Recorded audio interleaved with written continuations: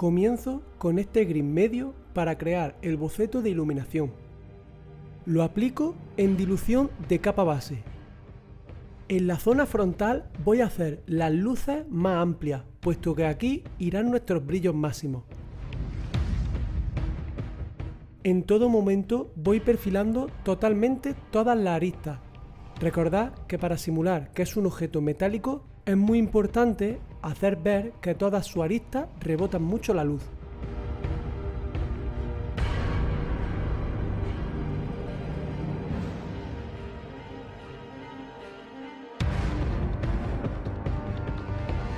Si os dais cuenta, en la zona lateral y trasera del cinturón voy haciendo las luces mucho más pequeñitas.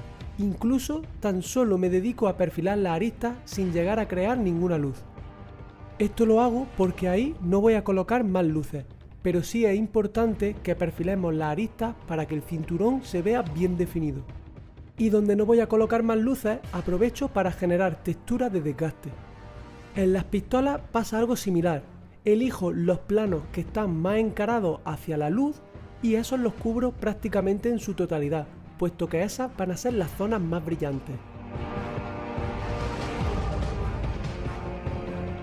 Tenemos que ir perfilando las aristas como hacemos siempre. Esto es extremadamente importante en los primeros pasos. En los planos de sombra voy haciendo puntitos y rayitas para generar ruido y textura y que esa zona se vea trabajada. Para los escapes de la mochila, elijo una luz frontal y una trasera, y las sombras máximas quedarán en los costados. Y si os fijáis, unifico ambas luces por arriba y por abajo, aprovechando el perfilado de la arista. Diluyo el mismo color que estábamos utilizando a veladuras del tipo 2 y vamos a suavizar las transiciones e integrar las capas. También aprovecho esta dilución para hacer luces en los planos de sombra. Esto lo hago porque podremos hacer una luz, pero al ir en veladura el color transparentará la capa que hay debajo y la luz será menos potente que la que hemos pintado en dilución de capa base. Tenéis que tener en cuenta que, por ejemplo, el lateral de la pistola, aunque sea un plano de sombra, este también tiene sus propias luces y sombras. Lo que pasa es que su luz va a ser mucho menos potente que la luz principal del plano que se encuentra encarado hacia la luz. Al igual que su sombra, debería ser más potente que las sombras que se encuentren en un plano de luz. He diluido un poco más la pintura para poder integrar mejor las transiciones de las luces en los planos de sombra. Ahora tenemos un buen boceto de planos de luces y sombras de nuestro No Metallic Metal. Con un 80% de tinta azul y un 20% de tinta sepia vamos a darle color al metal. Lo diluimos con un 20% de agua y aplicamos una especie de lavado. Este va a respetar el boceto que hemos hecho, lo va a oscurecer un poco, pero le va a aportar bastante riqueza cromática, lo que va a hacer que luego cuando trabajemos nuestro No Metallic Metal se vea mucho más bonito.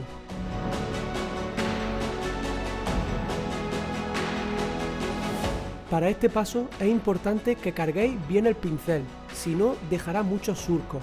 Además, no insistáis sobre la misma superficie, puesto que si no, el resultado no será homogéneo.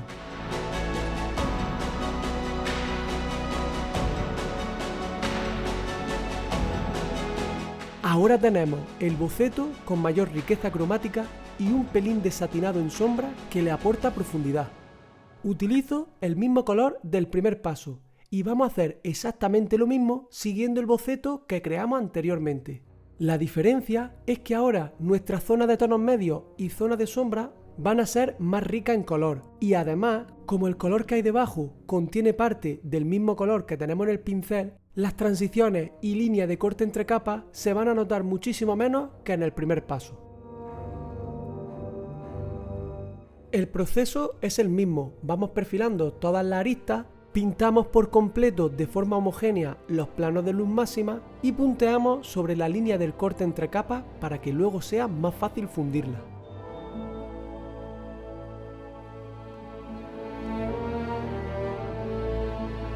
Diluimos este color a veladura del tipo 2 y fundimos las transiciones.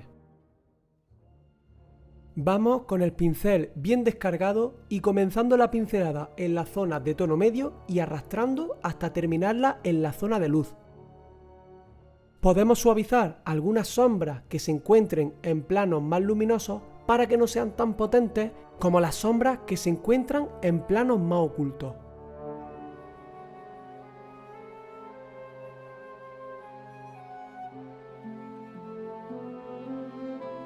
Y ahora lo diluimos a veladuras del tipo 3 para hacer las luces que se encuentren en planos de sombra. Tened en cuenta que estas luces tienen que ser menos potentes y más pequeñas que las luces que se encuentren en un plano de luz. Todos los objetos que se encuentren mirando hacia el cielo serán plano de luz y aquellos que estén más orientados hacia el suelo serán plano de sombra.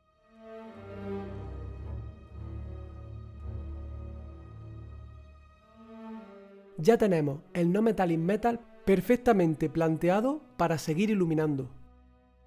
Añadimos Pastel Green al color del paso anterior para crear las luces. Yo he utilizado este color clarito, pero realmente podéis elegir cualquier color que sea muy claro. Si contiene algo de saturación será mejor puesto que no apagará demasiado nuestras mezclas. Y en dilución de capa base voy a comenzar a pintar las luces. Los brillos máximos siempre los voy a pintar completamente en todos los pasos. Y conforme me voy alejando de estos brillos máximos, voy haciendo las siguientes luces, pero reduciendo cada vez su tamaño. Llegaré a un punto en el que vaya reduciendo tanto la luz que tan solo pueda seguir iluminando la zona de brillo máximo. En este paso todavía sigo perfilando prácticamente todas las aristas. Tan solo dejaré sin perfilar aquellas zonas que sean de sombra absoluta en las cuales podré pintar algún destello con este color. Y eso querrá decir que esa será la luz máxima de esa arista. Pero el resto de aristas las sigo pintando por completo.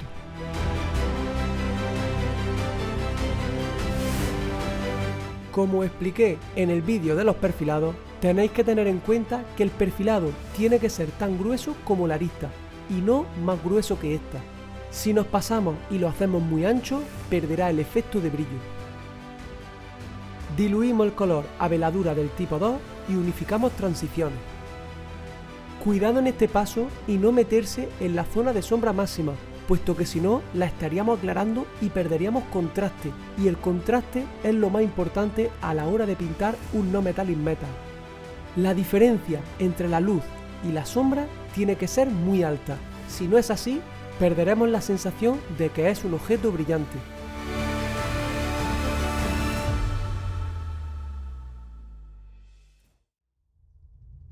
Voy añadiendo más del color clarito hasta crear un gris azulado con bastante luminosidad.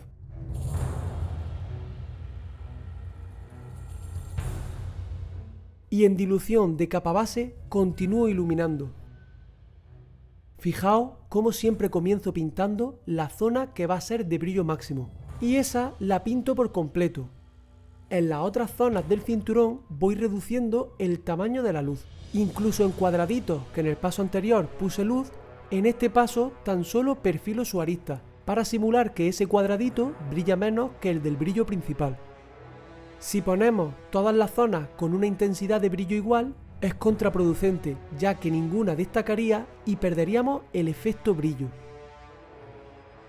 En este punto soy más selectivo con la arista y sobre todo potencio aquellas que están orientadas hacia la luz. La otra arista puedo crear algunos destellos para que se vea trabajada, pero no la perfilo por completo.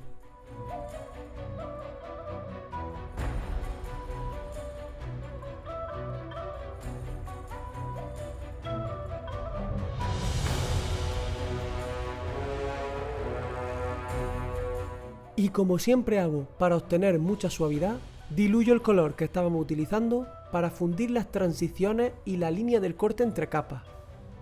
Cuando hacemos este paso, también tenemos que ir reduciendo el área en la que lo aplicamos. Cuanto más clarito sea el color, más cercano a la zona de luz tendremos que comenzar la pincelada. Ahora utilizo este color para perfilar en sombra. Ya sabéis que el perfilado en sombra es el que separa unas partes de otras y hará que la miniatura se vea mucho más definida. Al igual que el perfilado en luz, este tiene que ser finito y no puede invadir planos de luz. Tiene que ceñirse justo a la zona de sombra que separa una parte de otra.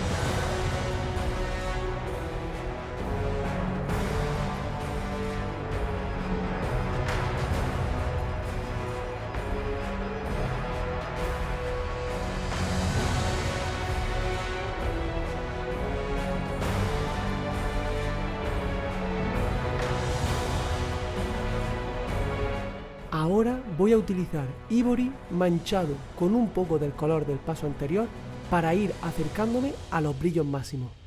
Lo aplico en dilución de capa base y prácticamente pinto la zona de brillo máximo y aquellas aristas que quiero que sean las más luminosas. Este paso es muy importante que lo hagamos en una zona súper reducida. Si hacemos este brillo muy amplio, no destacará sobre el resto de zonas. Si lo hacemos muy pequeñito, este se verá más brillante ya que estará rodeado por colores más oscuros.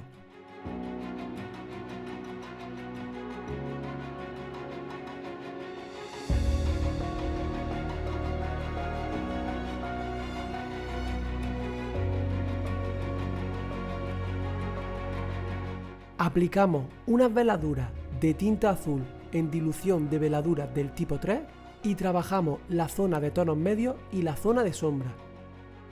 Los tonos azulados nuestro cerebro lo entiende muy bien como metal, por lo tanto hará que el resultado sea más creíble. En esta ocasión comienzo la pincelada en la zona de tono medio y arrastro hasta la zona de sombra.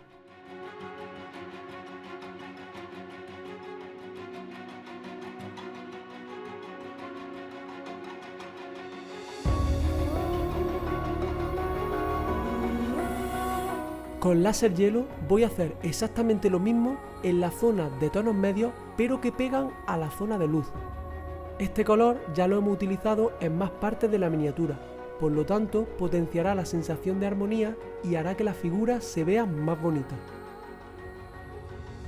Tiene que ir muy diluido, que prácticamente no se vea, y trabajamos cercano a la zona de luz pero sin cubrirla. Por último, hacemos los brillos máximos del metal con blanco. En esta ocasión hacemos tan solo algunos pequeños puntos en las zonas que queramos que sean de máximo brillo.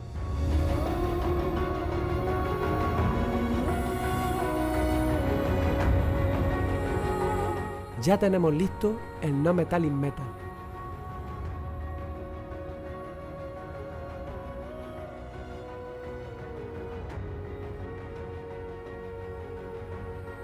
Para el fuego de los disparos comienzo con este verde desaturado. Lo aplico con aerógrafo y he escogido este verde desaturado puesto que vamos a pintar una parte muy pequeña y para conseguir que la zona de luz destaque más quiero jugar con la saturación. Por lo tanto, el primer haz de luz va a ser oscuro y desaturado y luego potenciaremos la zona de brillo máximo con muchísima más potencia de color. Podríamos haber empezado con un verde oscuro saturado, pero quise probar esta opción para que destacara todavía más con el fuego del Jetpack.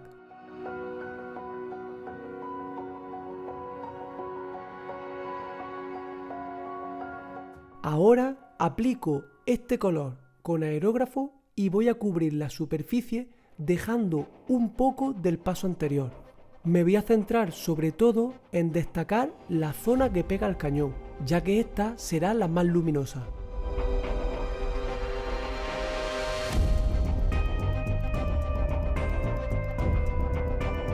Si os fijáis, gracias a las sombras que hemos creado con el verde desaturado anterior, El verde pistacho ahora se ve mucho más potente. Lo que sí que tenéis que tener en cuenta es que cuando pintamos energía o fuego, los colores de las luces y de tono medio tienen que tener mucha saturación. En el primer color de haz de luz sí que nos podemos tomar la licencia de que sea más desaturado, pero a partir de ahí todos los colores que cojamos tienen que ser muy saturados. Ahora aplico a pincel el mismo color que estábamos utilizando y me centro sobre todo en la parte cercana al cañón. Es muy importante que pintemos de este color las aristas cercanas que estén orientadas hacia la fuente de luz, que en este caso es el fuego que está saliendo por los cañones. Y además trato de pintar la parte más interna del fuego, ya que de ahí procede la fuente de luz y es la que más potencia tiene. Si no perfilamos esas aristas, perderemos muchísimo el efecto de OSL.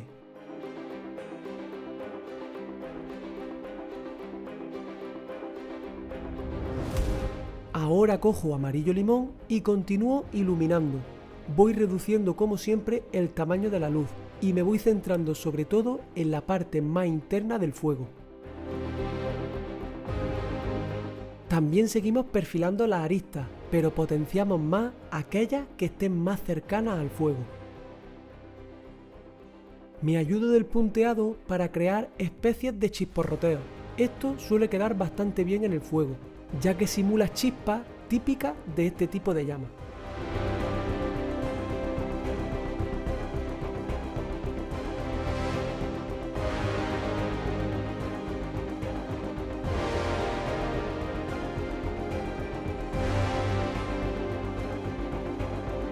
Utilizo pastel hielo para hacer exactamente lo mismo que en el paso anterior, pero reduciendo aún más el tamaño de la luz.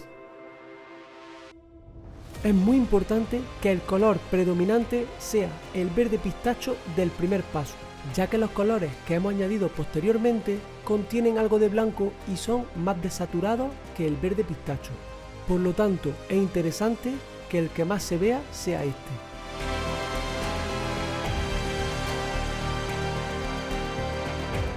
Ya tenemos los fuegos de las pistolas listos.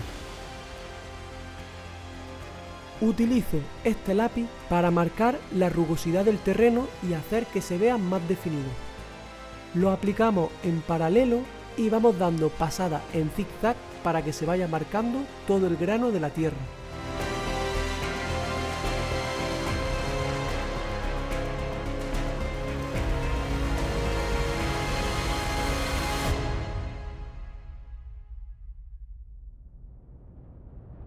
Por último, añado este pigmento clarito para potenciar el aspecto polvoriento de la peana. Si os fijáis, he cogido un color similar al del humo para que así se vea más integrada nuestra peana. Lo aplico directamente desde el bote. No os preocupéis porque la propia humedad del ambiente hace que el pigmento quede fijo.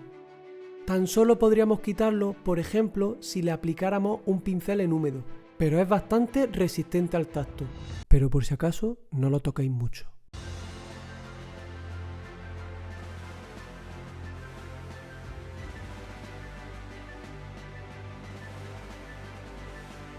Este es el resultado final y también es el último vídeo de la serie del Mandaloriano.